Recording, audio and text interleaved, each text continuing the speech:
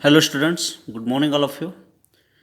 मागील तासामध्ये आपण युकॅरियोटिक सेलचे काही सेल ऑर्गेनेल्स आणि त्याचे जे कंपोनंट्स आहेत या संदर्भात आपण बरीचशी चर्चा केलेली आहे आणि त्याच्यावरचे जे इम्पॉर्टंट क्वेश्चन्स आहेत तेही आपण डिस्कस केलेले आहेत. याच्यामधील जो सगळ्यात महत्त्वाचा पॉईंट आहे किंवा सगळ्यात महत्त्वाचा जो युकॅरियोटिक सेल आहे त्याचा जो सगळ्यात महत्त्वाचा जो कॉम्पोनंट आहे की ज्याला आपण न्यूक्लियस असं म्हणतो त्याचंही डिस्कशन आपण मागील तासामध्ये केलेलं आहे. तर today we are going to discuss about the chromatin material. आज आपण क्रोमॅटिन मटेरियल काय असतं आणि त्याचा सेलमध्ये काय रोल असतो या संदर्भात आज आपण डिस्कशन करणार आहोत. Okay, so the nucleus contain genetic information in the form of chromosomes which are nothing but DNA molecules associated with the proteins.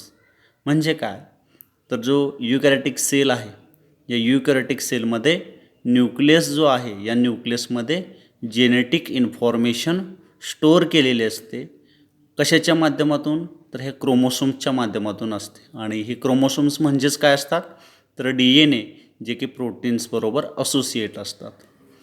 आता हे क्रोमॅटिन मटेरियल जे सेल आहे त्याच्यामध्ये कधी कशा पद्धतीचं असतं तर ते पाहूया आपण.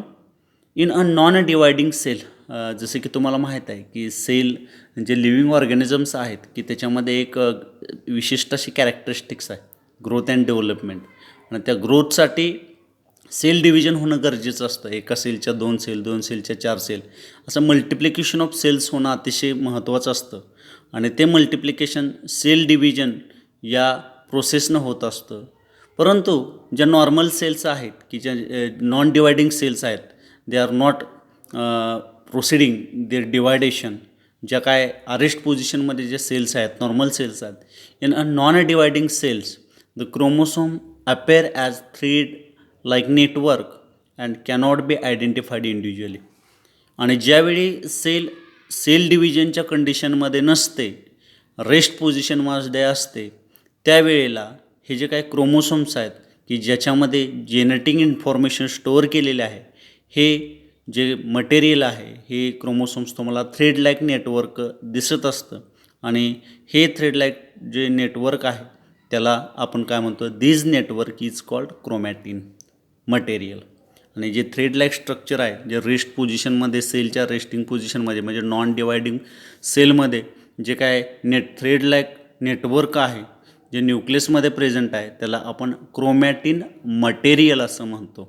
Okay, the chromatin material content. आता हे जे क्रोमॅटिन मटेरियल आहे, जनरली आपण सुरुवातीलाच सांगितलेलं आहे की हे जे क्रोमॅटिन मटेरियल आहे किंवा हा जो न्यूक्लियस आहे याच्यामध्ये जेनेटिक इन्फॉर्मेशन स्टोअर केलेली असते. आता आपण चर्चा करतो आहे क्रोमॅटिन मटेरियल जे थ्रेड लाईक स्ट्रक्चर आहे जे न्यूक्लियसच्या आतमध्ये आहे त्याच्या संदर्भात. The chromatin material content DNA, histone and non histone proteins and RNA. आता हे जे काही क्रोमॅटिन मटेरियल आहे याच्यामध्ये काय काय कॉम्पोनंट्स असतात, तर याच्यामध्ये DNA असतो, हिस्टोन आणि नॉन हिस्टोन प्रोटीन्स असतात, RNA असतो आणि हे सगळं काय जेनेटिक मटेरियल आहे. DNA आणि RNA हे जेनेटिक मटेरियल. आपण नेक्स्ट क्लासमध्ये याची डिटेल्स स्टडी करणार आहोत. In some regions of chromatin DNA is more and is genetically active called euchromatin. आता हे जे काय क्रोमॅटिन आहे, थ्रेड लाईक स्ट्रक्चर आहे की याच्यामध्ये DNA जास्त प्रमाणामध्ये असतो आणि तो जेनेटिकली ॲक्टिव्ह असतो, अशा रिजनला आपण युक्रोमॅटिन असं म्हणतो. काय म्हणतो? युकॅरियोटिन. बऱ्याच वेळा प्रश्न विचारला जातो, व्हॉट इज युक्रोमॅटिन, तर त्याचं उत्तर तुम्ही देऊ शकता. In the some region of chromatin DNA is more and is genetically active, this region is called as the euchromatin. Some regions that contain some of proteins and less DNA and are genetically inert म्हणजे inactive. म्हणजेच काय, तर हे जे काय thread like structure आहे की ज्याला आपण क्रोमॅटिन मटेरियल असं म्हटलेलं आहे, तर या क्रोमॅटिन मटेरियलमध्ये काही रिजन्स मध्ये DNAची अमाऊंट अतिशय कमी असते, सो लेस असते आणि याच्यामध्ये ते जेनेटिकली इनॅक्टिव्ह असतात आणि त्या थ्रेडच्या रिजनला आपण हेट्रोक्रोमॅटिन असं म्हणतो. काय म्हणतो? Heterochromatin means what?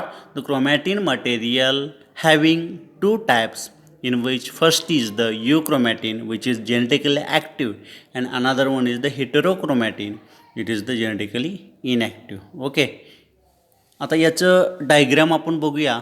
Ultra structure of nucleus.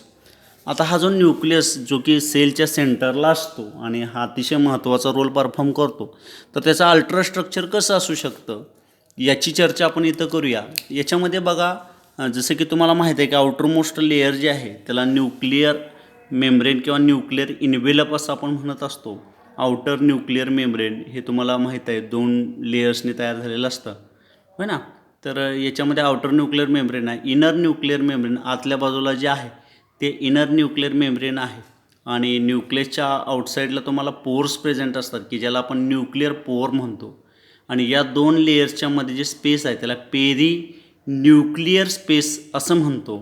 आणि याच्यामध्ये बघा तुम्हाला हे दिसतंय ज्याच्यामध्ये थ्रेड लाईक स्ट्रक्चर आहेत, हे सगळे क्रोमॅटिन काय मटेरियल आहे, कारण ही सेल रेस्टिंग पोझिशनमध्ये आहे, डिवायडेशन पोझिशनमध्ये, म्हणजे नॉन डिवायडिंग सेल आहे हे, म्हणून ह्याच्यामध्ये तुम्हाला क्रोमॅटिन मटेरियल दिसतंय.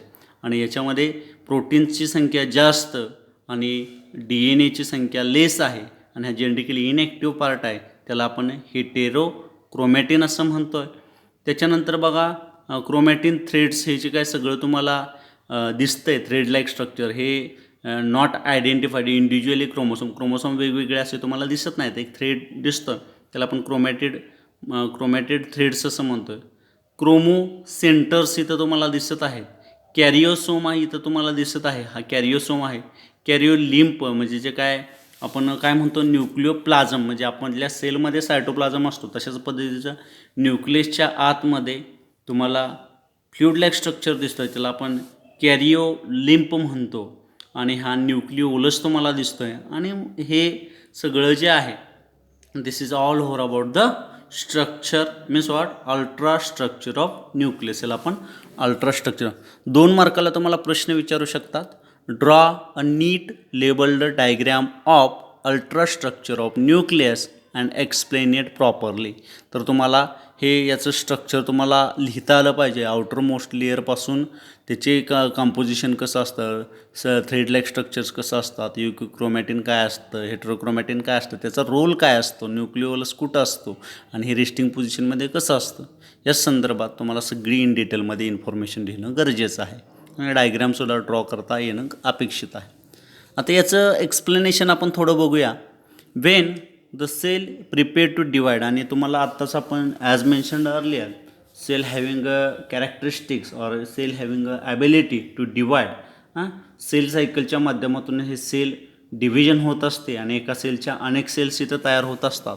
ज्यावेळी ही सेल डिवायडेशनसाठी तयार होते, when the cell prepares to divide the chromosomes coil and get condensed, आणि याच्यामधले जे क्रोमॅटिड्स आहेत किंवा क्रोमोसोम्स ज्या क्रोमॅटिड्सपासून तयार होणार आहेत ते कॉइल्ड होतात आणि ते कंडेन्स्ड म्हणजे ते शॉर्ट होतात. अँड ॲट मेटाफेज स्टेज, आणि सेल डिव्हिजनमधली जी मेटाफेज स्टेज आहे त्या मेटाफेज स्टेजला काय होतं बघा, they become distinct and can be clearly identify. आणि मेटाफेज स्टेजला हे जे क्रोमोसोम्स आहेत हे तुम्हाला क्लिअरली इंडिव्हिज्युअली आयडेंटिफाय होतात.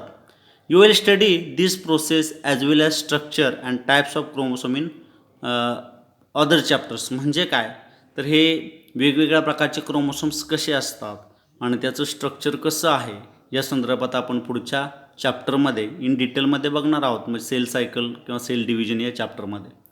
Every species of living organism has specific number of chromosomes like normal human cell has 46 chromosomes. म्हणजे काय, तर जे काय सगळे ऑर्गॅनिझम्स आहेत, all organisms having a definite number of chromosome in it. अशा या प्रत्येक स्पेसीजमध्ये काही क्रोमोसोमचे सेट्स प्रेझेंट असतात, काही नंबर ऑफ क्रोमोसोम्स प्रेझेंट असतात, ते वेगवेगळ्या ऑर्गॅनिझमच्या टाईपवर ते डिपेंड असतात. आता याचं एक एक्झाम्पल दिलेलं आहे की ह्युमन बिईंग जो आहे, नॉर्मल ह्युमन बिईंगमध्ये तुम्हाला 46 क्रोमोसोम्स दिसतात की ज्याच्यामधले किती पेयर्स होतात, 23 पेयर्स होतात. 23 × 2 = 46. टोटल नंबर ऑफ क्रोमोसोम्स 46 आणि याचे पेअर्स किती होणार 23. म्हणजे काय तर नॉर्मल ह्युमन सेलमध्ये तुम्हाला 23 पेअर्स क्रोमोसोमच्या दिसतात आणि या 23 पेअर्समधल्या 22 पेअर्स म्हणजेच 44 क्रोमोसोम्स जे ह्युमन सेलचे असतात त्यांना आपण ॲटोसोम्स म्हणतो. काय म्हणतो AUTOSOMES ॲटोसोम्स म्हणतो and which is responsible for the characteristics और morphological character other unique characteristics in it हो ना.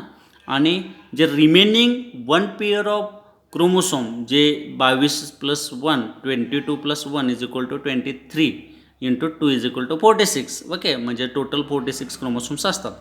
याच्यामधील 22 क्रोमोसोम ॲटोसोम्स असतात, 22 क्रोमोसोमच्या पेअर्स ॲटोसोम्स असतात आणि त्याच्यातील एक जी पेअर आहे ती 6 क्रोमोसोम असते and which is responsible for the determination of sex of individual और ऑफस्प्रिंग. जे तयार होणारा जो बेबी आहे त्याचं सेक्स डिटर्माइन करण्यासाठी रिस्पॉन्सिबल असते. Okay, in case of female x हे 2 क्रोमोसोम्स असतात आणि in case of male x आणि वाय हे 2 क्रोमोसोम्स असतात. ओके, म्हणजे काय तर प्रत्येक स्पेसीजमध्ये ऑर्गॅनिझमच्या प्रत्येक स्पेसीजमध्ये तुम्हाला अशा पद्धतीचे काही क्रोमोसोमचे सेट्स किंवा नंबर ऑफ क्रोमोसोम्स तुम्हाला दिसून येतात.